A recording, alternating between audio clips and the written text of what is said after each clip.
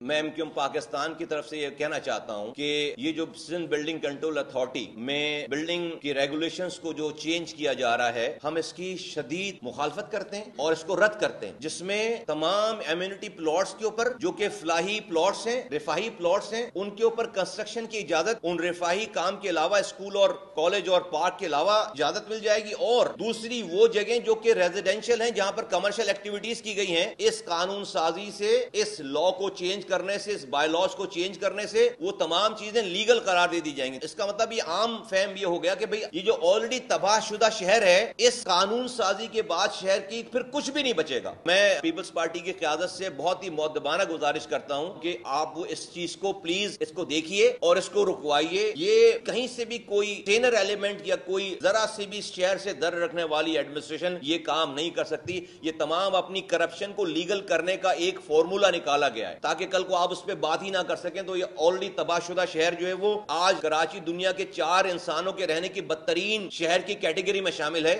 یہ اور شامل ہو جائے گا۔